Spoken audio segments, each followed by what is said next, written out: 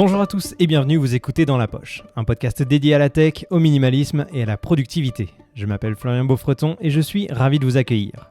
Aujourd'hui, on va parler du smartphone. Selon l'âge que vous l'avez peut-être toujours connu, mais sachez qu'avant, on avait des téléphones avec des petits écrans non tactiles, des touches physiques et parfois même pas de caméra intégrée. Alors ouais, je sais, ça peut paraître bizarre, mais si on vous proposait de troquer votre smartphone pour un vieux téléphone à clapet par exemple, est-ce que vous accepteriez ? Disons même pendant un mois par exemple. C'est ce qu'on va essayer de voir ensemble dans cette discussion avec mon co-animateur Abdel Amrani. Si le sujet vous intéresse, je vous invite à mettre votre casque sur vos oreilles, à ranger votre smartphone dans votre poche, et c'est parti.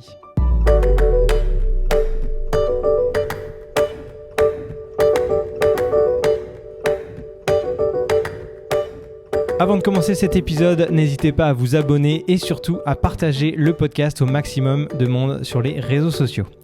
Salut Abdel, comment ça va ? Ça va très bien et toi ?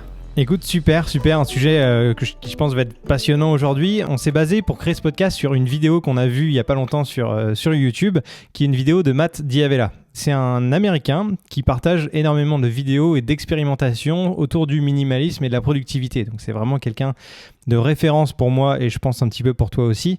Et je voulais vraiment qu'on se base là-dessus. C'est une vidéo qu'il a fait en fait où c'est une expérience où pendant 30 jours, il met de côté son smartphone pour prendre un téléphone à clapet. Donc je trouvais l'expérience assez intéressante et je voulais un petit peu qu'on gravite autour de cette vidéo-là et qu'on en fasse une discussion et qu'on voit ça ensemble. Je sais pas ce que tu as pensé toi de cette vidéo d'ailleurs, Abdel. Alors moi ça m'a surpris déjà qu'il trouve un téléphone à clapet aujourd'hui. J'avoue. Ça s'achète encore ça ? Ouais, en fait dans la vidéo on le voit se présenter à une agence, puis un opérateur téléphonique, puis il demande un téléphone à clapet, puis le mec lui sort un téléphone à clapet quoi.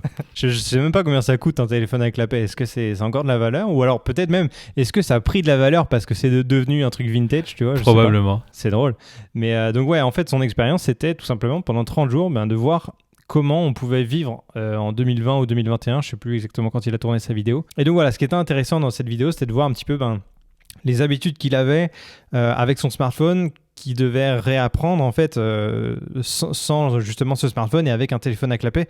Donc déjà, juste ce que je voudrais savoir, c'est toi Abdel, est-ce que tu te considères addict à ton smartphone ou pas ? Franchement non, pas aujourd'hui.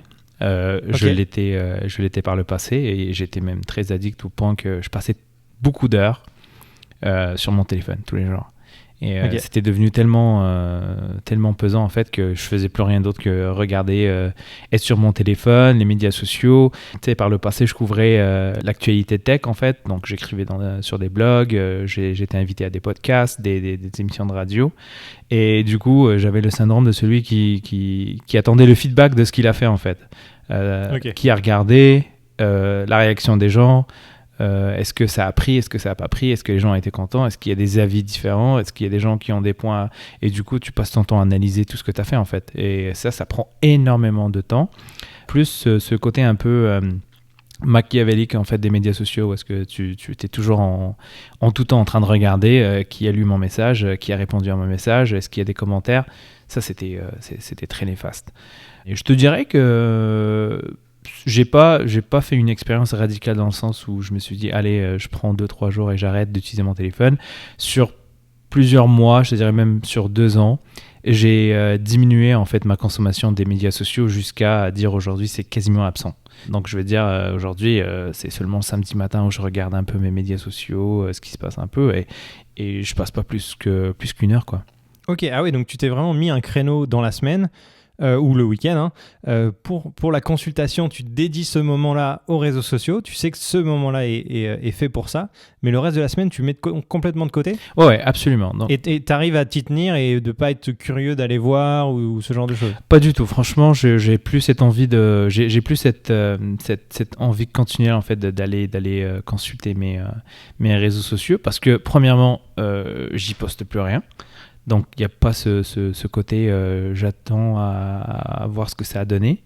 Puis voilà, je pense que j'ai même pas fait un effort exceptionnel pour m'en débarrasser. Je pense qu'il y a eu des épisodes dans ma vie où est-ce que j'ai eu des opportunités professionnelles, où est-ce que c'était plus compatible en fait avec ce que je faisais avant. Donc, du coup, ça s'est fait naturellement. Et j'avais juste plus le temps pour ça. Donc, j'avais le temps soit pour dormir, soit pour consulter les médias sociaux. Donc, le choix a été vite fait, hein. Ok. Et c'était suite à une remise en question de ta part où tu t'étais dit je passe beaucoup trop de temps, ou alors tu l'as juste fait naturellement parce que tu ressentais pas forcément le besoin d'aller sur les réseaux sociaux tous les jours en fait. Ouais, tout à fait. J'avais réalisé que je passais énormément de temps et la question que je me suis posée, que je m'étais posée à l'époque, c'était qu'est-ce que j'apprends en fait de ça ? Est-ce que c'est une compétence supplémentaire que j'ai ? Est-ce que c'est quelque chose qui va m'aider dans le futur ? Est-ce que c'est quelque chose qui va m'apporter quelque chose en termes de business, en termes de côté professionnel ? Et les réponses à toutes ces questions, c'était non. Et du coup, en fait, comme je t'ai dit, ça s'est fait naturellement. Donc, je vais consacrer mon temps à des choses qui vont apporter plus de valeur, que ce soit financière ou en fait personnelle, quoi. Donc toi, potentiellement, de passer à un téléphone à clapet, ça serait possible ou ça reste quand même, pour certaines utilisations, ton smartphone, bon, tu as coupé, on va dire, les réseaux sociaux une bonne partie de la semaine. Est-ce que ton smartphone t'est quand même très utile, voire indispensable dans d'autres domaines de ta vie ? Ouais, je pense que ça va être difficile. Parce qu'en fait, si on exclut la partie médias sociaux, il reste quand même des trucs assez importants qu'on utilise avec nos téléphones. Je peux te dire, par exemple, les mails au travail. L'appareil photo, tu sais, des fois tu prends des reminders ou des photos d'un produit parce que tu veux aller à l'épicerie l'acheter, donc tu prends en photo ça, tu le mets en place. Écouter des podcasts, je le fais sur mon téléphone, je le fais pas sur un autre appareil en fait. Spotify moins, je te dirais, parce que souvent, on s'en fout, tu peux prendre n'importe quel téléphone que tu as à la maison, tu lances une playlist et puis ça joue, ça c'est pas un problème. Mais un exemple très concret, c'est la double authentification que j'utilise avec mon téléphone. Par exemple, j'ai quasiment ça sur toutes mes sessions importantes. Donc, si j'ai pas ça, si j'ai pas mon téléphone, ça peut être un problème. Mon gestionnaire de mots de passe, j'utilise toujours mon téléphone pour aller chercher mes mots de passe. Je vais pas me connecter sur l'interface web et aller chercher mes mots de passe. Ça arrive, bien évidemment, mais le téléphone reste quand même l'outil numéro 1 en fait pour gérer toutes ces choses-là. En plus de piloter sa maison, tout ce qui est domotique à la maison, contrôle des lumières, machin. Bon, aujourd'hui, on le fait de plus en plus avec la voix, mais il y a des trucs qui se font qu'avec le téléphone. Donc, aller se connecter sur une interface web, c'est pas aussi simple, on va dire. Ce qu'on peut dire, c'est que c'est pas forcément une question de smartphone le problème, c'est une question d'utilisation et de responsabilisation, tu vois. C'est genre le temps que tu vas y passer, c'est qu'est-ce que tu vas faire sur le téléphone. Est-ce que tu vas être sur les réseaux sociaux, sur des applications de news, sur des applications, sur des jeux, ou je sais pas, faire des trucs qui vont pas t'apporter de valeur, ou est-ce qu'à la place, tu vas t'en servir pour on va dire, des raisons plus utiles qui vont t'apporter des choses. Donc en fait, t'as vraiment un choix à faire, sans parler de quitter ton smartphone, mais plutôt de comment tu vas l'utiliser, c'est ça ? Ouais, exactement. Okay. Bah, tu vois, tu as mentionné les news. Tu vois, les news, c'est quelque chose qui... Ça me prenait énormément de temps dans ma journée, en fait. Lire un peu ouvrir les articles et du coup, j'ai désactivé les notifications pour toutes ces applis. Donc, c'est toujours moi qui vais vers ces applications au lieu que je sois envahi avec toutes les notifications à chaque fois qu'il se passe quelque chose. J'étais abonné aux notifications de l'application Le Monde pour avoir à peu près ce qui se passe ici, la presse. Mais tout ça, c'est désactivé aujourd'hui. Je ne reçois plus de notifications de ces applis. Donc, c'est toujours moi qui, si j'ai le temps dans ma journée ou si j'y pense, parce que très souvent, je vais l'oublier. Si j'y pense, là, je vais peut-être aller regarder les news. Mais encore une fois, j'ai mon petit rituel le soir où est-ce que je regarde des news, que ce soit des vidéos sur YouTube ou même le téléjournal, une partie de la journée, enfin, un moment spécifique de la journée ou de la soirée. Et voilà, au lieu d'être tout le temps sur son téléphone. Parce qu'en fait, aller regarder une notification du Monde, un article va t'emmener vers un deuxième, vers un troisième, et le syndrome YouTube, en fait. Donc, ça finit pas. Et après, tu vas être plus tenté, allez, je vais regarder ce qui est sur Instagram. Et là, quand tu rentres dans ce monde d'Instagram, tu t'en sors pas. En fait, tu peux chronométrer et tu te rends compte que c'est des heures que tu peux passer sur Instagram. Ouais, Instagram et YouTube. YouTube, surtout, moi, je dirais, parce que tu vas commencer par une vidéo qui va vraiment t'intéresser parce que tu l'as choisie, qui dure, je sais pas moi, 10 minutes. Et puis après, sur le côté, tu vas en voir une autre qui va t'intéresser, que tu n'avais pas prévu de regarder, mais comme le titre et la miniature, ça te paraît intéressant, tu vas passer dessus, encore 15 minutes par exemple, et ainsi de suite. Et finalement, tu vas passer 2 heures sans t'en rendre compte, que tu n'avais pas prévu de passer sur YouTube. Exactement. mais tu auras perdu ce temps-là. Bon, là, pour le coup, on est un petit peu dans l'utilisation des réseaux sociaux en général. Ça ne concerne pas forcément que le smartphone, mais c'est vrai que c'est de la gestion du temps, en fait. Tu te dis, je me mets 15 minutes pour regarder tel contenu, mais il ne faut pas que tu débordes. C'est vraiment ça le secret, en fait. Parce que sinon, tu peux perdre des journées entières sur les réseaux sociaux, en fait. Ouais, et une astuce, en fait, sur YouTube, encore une fois, ce que je fais maintenant, c'est que j'ai complètement désactivé les notifications. Je suis abonné à certaines chaînes, donc je vais toujours dans le petit onglet Subscriptions. Je fais ça une fois par jour, où est-ce que je rentre, et je regarde rapidement, en fait, toutes les vidéos qui ont été publiées par ces chaînes, et je les ajoute à la liste « Regarder après ». Donc plus tard. Donc en fait, je les ajoute et en fait le soir, j'ai une playlist qui est prête et comme tu dis, je réserve un petit moment dans ma soirée pour regarder ces vidéos-là et je suis très très sélectif aujourd'hui. Donc si y a un truc qui marche pas au bout de 30 secondes, 1 minute, je skip vers la deuxième. Donc il y a plus, je vais regarder la vidéo où il y a un truc à la fin. Donc il faut vraiment que ce soit un truc qui... Et encore une fois, faut que ça rentre faut que ça corresponde à certains critères. Donc, est-ce que je vais apprendre quelque chose de nouveau? Est-ce que ça va m'apporter une valeur ajoutée de regarder cette vidéo? Ou c'est juste pour m'amuser? Donc, m'amuser, tu sais, il y a d'autres façons de s'amuser que de regarder des vidéos YouTube. Donc, toujours dans cette idée de est-ce que je vais apprendre quelque chose? Est-ce que ça va me servir pour après? Et là, je vais regarder la vidéo. Ouais, donc en gros, il y a deux astuces principales de ce que j'ai compris. C'est désactiver les notifications pour éviter d'être perturbé à n'importe quel moment de la journée pour être tenté de regarder. Et 2, c'est de se caler un moment dans la semaine ou dans le week-end où là, tu vas t'accorder ce moment dédié à le visionnage de contenu, on va dire, sur ton smartphone. Enfin, ton smartphone ou autre. Mais je veux dire, c'est vraiment couper les notifications du smartphone un maximum, sauf pour les applications hyper importantes, comme, je sais pas, les messages, les appels, etc. Mais sinon, c'est à éviter, quoi. Ouais, et tu vois, même des applications comme WhatsApp, qu'on utilise, tu sais, des groupes de famille ou même des trucs comme ça, en fait, les notifications sont désactivées. Donc, encore une fois, ça va au samedi matin. Donc, si c'est important, tu m'envoies un message sur vraiment, tu sais, j'utilise un iPhone, donc sur iMessage. Si tu me l'envoies sur WhatsApp ou sur Messenger, il y a de très fortes chances que je te réponde seulement 2-3 jours après. Donc, Ok. Ouais, faut pas que ce soit urgent, quoi. Ouais, c'est ça. Donc, je considère que ces applications, c'est du média social. C'est pas le bon vieux SMS que ta mère ou ta tante va t'envoyer et que lui a de la valeur et il faut que tu répondes, tu sais, dans les heures qui suivent ou dans la journée, parce que c'est souvent des messages des gens qui demandent des nouvelles et tout, et pas des je t'ai partagé une vidéo de chat qui saute sur je sais pas quoi, tête de cheval. Tu sais, ça, malheureusement, WhatsApp, c'est que ça. WhatsApp et Messenger, c'est que ça. Et puis voilà, donc il y a une distinction en fait.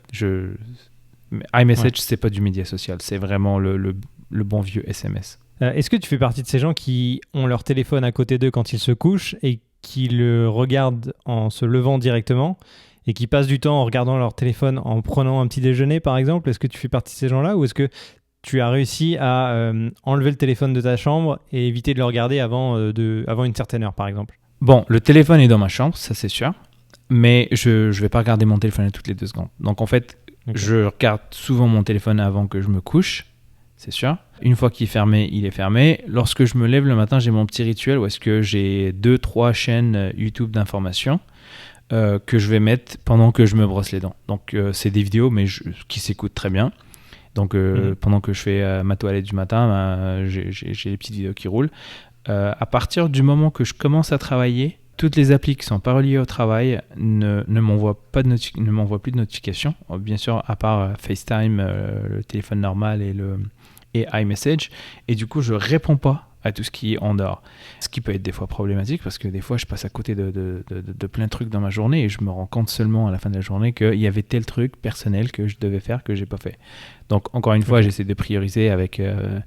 de grouper tout ça dans un seul calendrier, tu sais, pour pas qu'on passe à côté de trucs importants. Là, je pense, par exemple, tu vois, nous, en Amérique du Nord, on a 6 heures de décalage avec la France. avec l'Europe. Donc, si tu penses à quelqu'un pour son anniversaire seulement à 18h, il est un peu trop tard. Donc c'est le genre de choses qu'il faudrait que ton calendrier te notifie pour que tu puisses soit laisser un message ou faire un petit appel dans la journée pour la personne et pas attendre la fin de la journée. Donc ça, j'ai beaucoup de mal avec ça. J'ai raté énormément. J'ai oublié très souvent de souhaiter un joyeux anniversaire dans les temps, on va dire. Donc ça je travaille là-dessus pour que je sois capable de regarder un peu mes trucs perso dans la journée. Sinon, ma journée de travail est assez chargée que je regarde jamais autre chose que ce qui est relié au travail, quoi. Il y a un truc qui était intéressant dans la vidéo de Matt Diavela, justement, c'est le moment où il doit se rendre à un endroit, c'était dans Los Angeles, je crois, qu'il ne connaissait pas, et donc il n'a pas utilisé son smartphone parce qu'il n'en avait pas. Il n'a pas utilisé Maps. Donc, ce qu'il a fait, c'est qu'il a imprimé le plan sur une feuille et il suivait le plan grâce à ça dans la voiture. C'est quelque chose que tu utilises souvent, qui serait problématique pour toi ou pas ? Ouais, je pense que oui. Mais de là jusqu'à imprimer le chemin, je trouve que déjà, c'est pas très écolo. Ouais. Non, mais après, je pense, honnêtement, c'est pour la vidéo, mais en soi... il y a d'autres solutions. Je sais pas, je te dirais que allez, dans la voiture, j'ai quand même un équivalent de Maps, mais oui, ça me dérangerait parce que c'est le premier réflexe que je fais. Je branche mon téléphone quand je monte dans la voiture et je mets Maps. Je vais pas utiliser l'application native de la voiture pour me guider. Là, l'interface utilisateur est tellement dégueulasse que ça te donne même pas envie de la lancer, tu sais. Ouais. Donc, non, je pense que ouais, ça serait peut-être problématique pour les gens qui utilisent ça tous les jours, par exemple pour le trafic. Allez, on va pas dire pas très fort, les détecteurs de radar ou ce genre de trucs.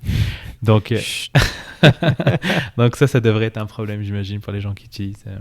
Honnêtement, moi, je pense pas que je serais capable de passer un téléphone à clapet, honnêtement, parce qu'il y a trop d'usages quand même qui sont pas de l'ordre du divertissement, mais qui sont vraiment pratiques sur un téléphone. Après, c'est un peu extrême et honnêtement, même si le téléphone, c'est un truc qui nous bouffe énormément de temps, ça reste un outil formidable et pourquoi on s'en priverait en 2021 ? Alors que, on l'a, quasiment tout le monde en a un, on a ça à disposition, on a des applications qui nous apportent énormément de valeur, un gain de temps aussi. Et tu l'as mentionné un peu plus tôt, mais pour les photos, pour des souvenirs, la plupart du temps, les photos, même si c'est pas les plus belles photos du monde, les photos souvenirs vraiment qu'on prend sur des moments précis, quand on est, je sais pas, en balade où tu n'avais pas emmené ton appareil photo et autres, c'est à ces moments-là que tu sors ton smartphone, que tu fais une belle photo et que tu as un souvenir à vie qui reste soit dans tes disques durs ou dans le cloud et que tu peux ressortir à tout moment. Et puis voilà. Et même parfois, je regarde sur Instagram, tu sais, tu remontes ton feed et chaque photo, c'est un peu un souvenir en fait. Ouais. C'est ça qui est cool. Et la plupart sont prises avec le smartphone et sont de bonne qualité. Alors que si tu avais un téléphone à clapet avec même qui a un petit appareil photo, ça reste une qualité vraiment pas terrible. Donc voilà, c'est un outil quand même incroyable. Et moi, je pense pas que ce soit... Alors, c'est faisable, mais je trouve pas ça utile de s'en passer non plus, quoi. Mais je suis d'accord avec toi. Faut pas non plus diaboliser le téléphone. Encore une fois, c'est comme tout dans la vie. Faut juste... réserver un temps précis pour cet usage-là et ne pas abuser, aller regarder ses médias sociaux tous les jours. Il n'y a pas de mal à faire ça, et tu peux le faire. Ouais. C'est juste une question de dosage. Il faut juste être capable de savoir s'arrêter et puis ne pas non plus rentrer dans des discussions qui apportent rien du tout que du conflit, en fait. Encore une fois, est-ce que ça m'apporte de la valeur ? Est-ce que je vais apprendre quelque chose de nouveau ? Est-ce que je vais être une meilleure personne en utilisant ces outils-là ? Si la réponse est oui, allez-y, faites-le, mais avec modération. Il ne faut pas non plus que ça prenne le temps sur des choses plus importantes. Par exemple, les gens qui passent plus de temps sur les médias sociaux qu'avec leur famille, ou les gens qui passent plus de temps aux médias sociaux que de faire leurs devoirs. Bon, nous, on n'est plus dans cette catégorie de gens qui font les devoirs. Ça fait longtemps. Mais je vais te dire, c'est une question de dosage. Juste faire attention à ce qu'on fait et ne pas non plus tomber dans ce côté addictif, parce que je l'ai déjà eu, ce côté addictif, donc je sais c'est quoi. Ouais. Le fait d'avoir peur, en fait, de rater chaque occasion ou chaque action qui se fait sur son réseau, tu vois. Être au courant de tout. Savoir tout ce qui se passe, mais il y a une limite à ça, en fait. Après, il faut juste se poser la bonne question. Est-ce que ça m'aide est-ce que ça m'apporte une valeur ajoutée dans la vie ? C'est surtout que là on va parler des réseaux sociaux, mais le but même des réseaux sociaux, c'est de garder votre attention. Et en gros, tout est fait pour que tu passes plus de temps sur l'application. Donc forcément, c'est pas eux qui vont t'aider, quoi. Donc c'est à toi de te responsabiliser, c'est à toi de faire en sorte de passer moins de temps dessus, de savoir quand t'arrêter. Alors il y a plusieurs options pour ça. Je le disais, de couper les notifications, c'est des choses qui te permettent d'éviter la tentation d'être à un seul clic, d'aller voir la nouvelle photo d'un pote ou de ce genre de choses. Après, tu peux mettre un rappel sur ton téléphone, une notification pour le coup utile, mais qui va te dire tu as passé tant de temps déjà dans la journée sur Facebook ou sur Instagram par exemple, et ça te rappelle, ça te met un déclic qui te dit, ben voilà, tu as déjà passé autant de temps dans ta journée sur l'application, donc c'est le moment soit de ne plus du tout la consulter, soit je sais pas, tu restes 2 minutes de plus, puis après tu arrêtes ce que tu étais en train de faire. Ça te permet de passer moins de temps dessus. Et puis la solution ultime que moi j'ai trouvée, parce qu'à un moment donné, je passais trop de temps sur Twitter, je désinstalle l'application. Et le jour où j'en ai vraiment besoin, parce que j'ai envie ou une fois par mois, j'ai envie de voir si j'ai pas eu des messages privés quand même qui peuvent être intéressants dans le lot, ou des notifications, je la réinstalle, je check, et après je la redésinstalle, tu vois. Ça, c'est... Ah ouais, quand même. En fait, c'est une friction, mais en fait, c'est une friction supplémentaire qui fait que tu vas y passer moins de temps, parce que s'il faut que tu fasses l'effort d'aller dans l'App Store, de la télécharger, attendre un petit peu le téléchargement, te reconnecter, toute cette étape-là, si c'est pas urgent, tu vas pas le faire. Si tu sais volontairement qu'une fois par mois, tu vas te connecter, tu passes volontairement une minute de plus à faire toute ton étape de téléchargement, etc. Mais après, tu n'en as pas besoin. Ça, c'est des frictions supplémentaires qui font que tu vas passer moins de temps dessus. Ouais. Mais tu vois, moi, par exemple, Twitter, j'ai complètement arrêté d'utiliser ce réseau social. La même chose pour Facebook. Facebook, je le vois aujourd'hui comme un petit... un endroit où tu as un peu de famille, des gens de la famille en fait qui partagent des trucs, surtout pour les anniversaires et tout. Et franchement, Facebook ne me sert qu'à ça aujourd'hui. Genre juste me rappeler qu'il y a l'anniversaire de telle ou telle personne. C'est sur mon téléphone, je ne l'ai pas désinstallé, c'est là. Mais par contre, je ne vais pas aller scroller un peu pour voir dans mon feed c'est qui a fait quoi. Ça, c'est vraiment rare. Ça, je vais le faire par exemple si je suis en vacances et que je suis allongé sur une plage et que j'ai vraiment rien à faire et que là, je suis vraiment posé. Là, peut-être que je vais aller regarder un peu. Mais pas, ça ne fait pas partie de mes gestes quotidiens. Moi, je suis curieux. Toi, de ton côté, tu sais, il y a le screen time sur les iPhones en fait qui t'envoie une notification une fois par semaine. Je suis curieux de savoir, je sais pas si tu as tes stats par rapport à ça. J'ai aucune idée en fait aujourd'hui ce que ça donne. C'est en se comparant en fait que. Ouais, bon, c'est pas très glorieux. Je suis à peu près à 2h30 par jour. Je suis exactement à 2h30 aussi. Et je pensais que. Je suis à alors je l'ai sous les yeux, 2h27 en moyenne quotidienne. Ah bah tu vois, moi je suis à 2h30 pile. Ok, bon, tu vois, on est à peu près cohérent. Mais c'est vrai que c'est assez énorme quand tu vois sur les réseaux sociaux sur une semaine. T'es à peu près sur du dimanche au samedi, là, c'est à plus de 9 heures de réseaux sociaux au final, sur le téléphone. Ouais, moi je suis à 3h30. C'est énorme. Ouais. Après, je sais pas ce qu'ils considèrent dans social. Est-ce que j'imagine les appels WhatsApp, FaceTime et tout ça, est-ce que si c'est considéré social? Ouais. Je sais pas pourquoi il me dit productivité finance 2h53. Je fais. Ouais. Non, c'est intéressant. Ouais, c'est intéressant de voir. C'est intéressant, mais du coup, c'est vrai que c'est un moyen aussi de se rendre compte du temps passé dessus et de vraiment avoir un déclic. Je le disais déjà tout à l'heure, mais de se mettre un objectif, de dire bon, cette semaine, je passe à, je sais pas moi, 20% de temps de moins sur mon écran. Et puis j'essaie de diminuer au fur et à mesure. Et voilà. Ouais. Et toi, par exemple, quelles sont les applications qui t'apportent le plus de valeur, de contenu et qui te sont utiles? Parce qu'on a compris que les réseaux sociaux, c'était pas le plus utile. Qu'est-ce qui vraiment rend ton téléphone indispensable aujourd'hui? Ouais, comme je t'ai dit, j'ai les applications pour la double authentification que j'utilise quasiment quotidiennement. Donc, dès que je commence ma journée de travail, je commence avec ça et je l'utilise plusieurs fois dans la journée parce que j'ai des sessions qui demandent ça. J'utilise Zoom beaucoup parce que des fois au travail, j'aime bien le mettre sur le téléphone pendant que mon écran d'ordi est sur autre chose ou pendant que je fais autre chose en bas dans la cuisine, je suis quand même sur un meeting. Zoom, Teams maintenant aussi, j'utilise beaucoup.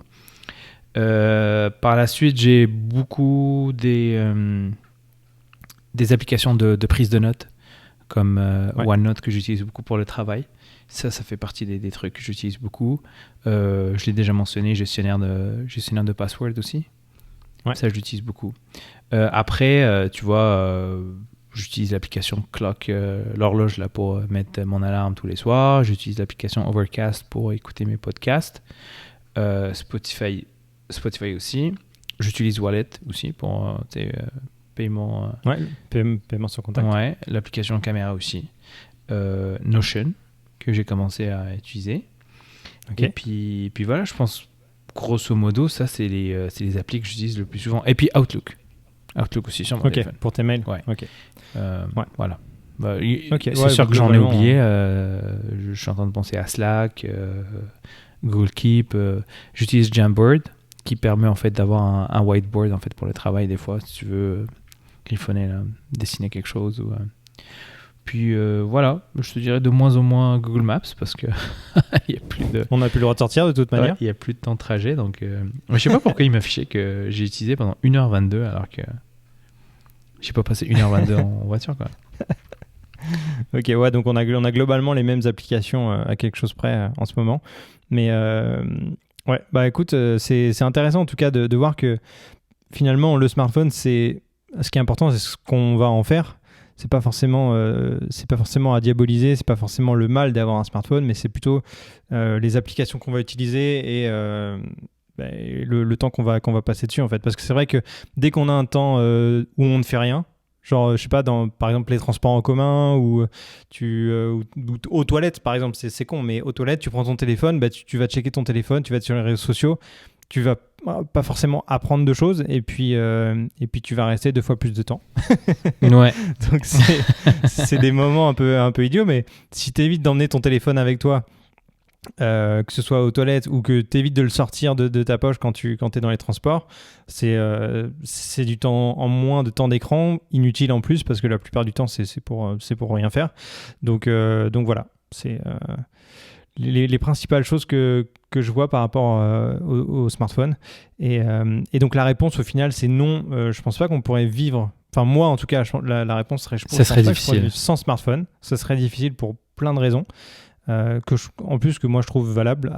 En fait, ça nous rendrait la vie plus difficile de ne pas en avoir pour pas grand chose. Pour une question de j'arrive pas à me responsabiliser, donc je dois passer à la méthode extrême et je trouve pas ça utile. Autant se responsabiliser et puis c'est réglé, tu vois. Voilà, c'est pour ça que j'ai beaucoup de mal avec ces vidéos où est-ce que les gens décident d'abandonner leur téléphone pendant 2, 3, 4, 5 jours. Il y en a qui le font des fois même plus longtemps que ça parce qu'en fait je sais pas s'il y a un apprentissage de ça en fait parce que j'imagine qu'on va y retomber dès qu'on a accès de nouveau à son téléphone, on va retomber dans les mêmes habitudes, les mêmes routines. Moi, je pense à un travail, c'est une course de fond. Il faut commencer à diminuer son utilisation, se questionner sur certaines applications. Quand on les utilise pas, on les supprime. Un truc très simple, toutes les applications que j'ai pas utilisées en 2020, je les supprime. Donc, j'en ai pas besoin. Elles vont pas disparaître du store. Hein. Si demain j'en ai besoin, je peux aller la chercher. Et commencer à diminuer un peu l'utilisation de toutes ces applis et ne garder que celles qui, comme je dis, qui apportent une valeur ajoutée, un bonheur personnel, qui ont un impact positif, quoi. Je pense qu'on a fait le tour. N'hésitez pas à nous dire, en fait, vous qui écoutez ce podcast, quelle est votre utilisation du smartphone, combien de temps vous passez par jour ou par semaine en moyenne devant votre écran. Et puis, si vous seriez prêt à quitter votre smartphone pour un téléphone à clapet potentiellement, revenir au bon vieux T9, si vous connaissez, parce que T9. Si vous êtes peut-être trop jeune pour connaître le T9. Non, mais c'est une bonne question. C'était quoi ton premier téléphone, Florian ? Je crois que c'était un téléphone Samsung à clapet, justement. C'était un téléphone à clapet où j'avais un forfait avec 30 SMS par mois. Et donc, il fallait être très minutieux dans les mots que tu allais choisir pour envoyer tes SMS pour pas que ça fasse 2 SMS en un, tu vois. Ouais. Parce que quand tu dépassais un certain nombre de caractères, tu passais à 2 SMS et ça comptait double. Et donc, il fallait vraiment minimiser le nombre de mots. C'est pour ça qu'on écrivait très mal, d'ailleurs, tu vois. Ouais. Et donc, j'ai eu ça pendant je sais pas, 3 à 4 ans. Et après, j'ai basculé sur l'iPhone. Ouais, quand c'est sorti, évidemment, ouais, parce que c'était avant. Moi, du coup, je me sens vieux. J'ai connu les téléphones avant clapet. Donc, j'ai eu les Alcatel, espèce d'Alcatel. Mon père avait un téléphone qui n'avait pas de clapet. Bon, là, tu me mets à la même tranche d'âge que ton père. Non, c'est juste à quelques années près. Moi, j'ai pas pu les connaître, mais j'en avais pas. Je suis sur la limite supérieure des millennials. Donc, c'est ça va. Exactement. Ouais. Bon, ok, bah écoute, super. Merci Abdel encore une fois. Et vous qui nous écoutez, n'oubliez pas d'aller écouter nos précédents épisodes du podcast. Je le précise parce qu'il y a vraiment plein de sujets passionnants à découvrir et qu'on a traités dans le passé. Donc, c'est toujours sympa d'aller les écouter. Si vous venez de découvrir Dans la poche, il y a vraiment plein d'épisodes avec Abdel et d'autres personnes que j'ai eu la chance d'interviewer dans l'année précédente et en 2019. Donc vous pouvez vous abonner, suivre les précédents épisodes et les nouveaux évidemment. Et bien sûr, si vous avez des sujets que vous voulez qu'on aborde, qu'on discute, n'hésitez pas à nous partager. Merci de nous avoir écoutés jusqu'au bout, on espère que ça vous aura intéressé. N'hésitez pas à partager ce podcast si ça vous a plu. Et puis d'ici le prochain épisode, je vous dis à très vite dans votre poche.